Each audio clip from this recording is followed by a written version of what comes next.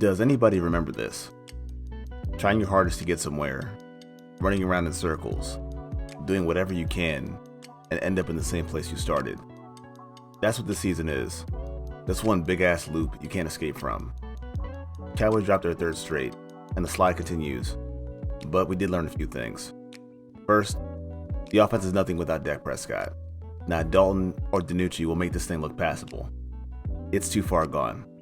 And second, the defense can raise their level of play if they want to. But all for nothing. Cowboys sit at 2-6, and the game was as ugly as the record indicates. Like always, we're gonna spotlight who manned up and who manned down. Before I get started, if you happen to like this video and want to see more like it, hit that like and sub button. Let's get to it.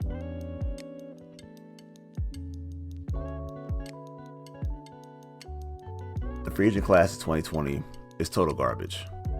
That we know. But Greg Zuerlein has been the best pickup by far. The Cowboys lost so many games by one score last year that if you were paying attention, it's because they were chasing points from missed kicks by Brett Maher. With Zuerlein, it's totally night and day. He wasn't perfect, but the tact and strategy to make these, get kickoffs in the end zone, and his great punt on the free kick, it solidifies his value. It's a big help to have a kicker that almost guarantees 3 points once you get past midfield. Great signing, great kicker. Greg Zuerlein, you manned up.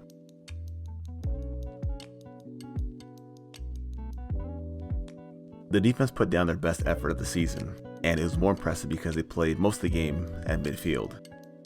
The reason for that is Chris Jones on man down back-to-back weeks.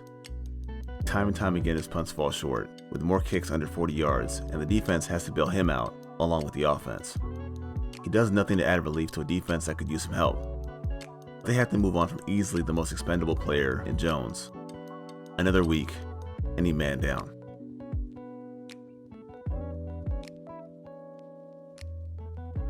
The fans roast him when he plays poorly, myself included. Well, this time I have to give him his credit for the game he put on. This grade from PFF probably made some people roll their eyes, or be in disbelief. But Lawrence has picked it up the last few weeks, and I don't know who has to hear this, but playing defensive end is much more than sacks. And you can debate the money he makes, that's fine. But the pressure he's getting, the ability to diagnose the plays and play down the line with his hustle, it has to be recognized. If somebody on the other side can get to his level, the defense might turn it around. DeMarcus Lawrence, much respect. You manned up.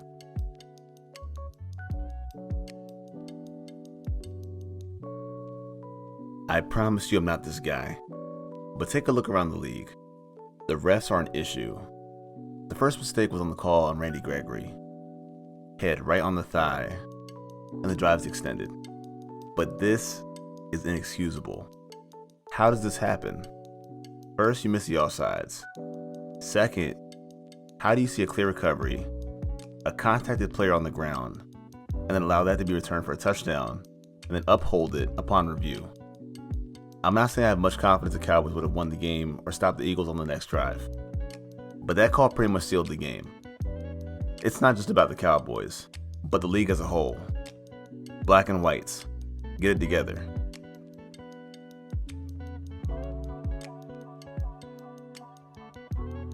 I've thought this for a few weeks now, when the defense hit rock bottom, but Trevon Diggs might be the second best player on the defense. Mike McCarthy had named Diggs one of the team's best players. That's a huge compliment to a rookie cornerback. After watching him play, that's nothing but facts. Sure, he does take chances and will get beat from time to time, but he's got fantastic hands. There's some receivers and Gold Glove outfielders that couldn't make this catch, let alone get up and bring it back 30 yards. Diggs is the type of player the fans have been asking for, an aggressive, confident playmaker. Trevon Diggs, you manned up.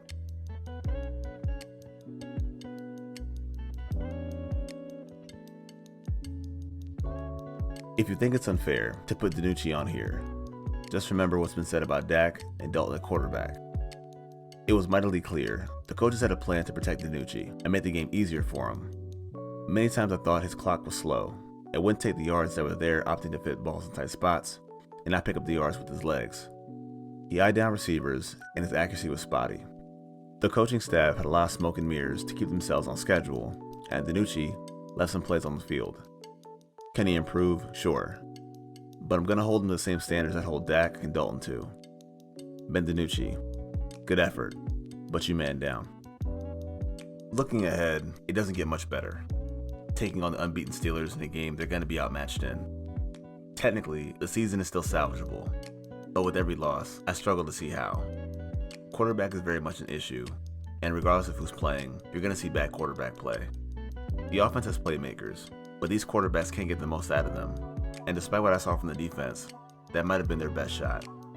Personally, I have a hard time accepting a tank, because I expected much more out of the season, but sooner than later, I probably won't have much of a choice.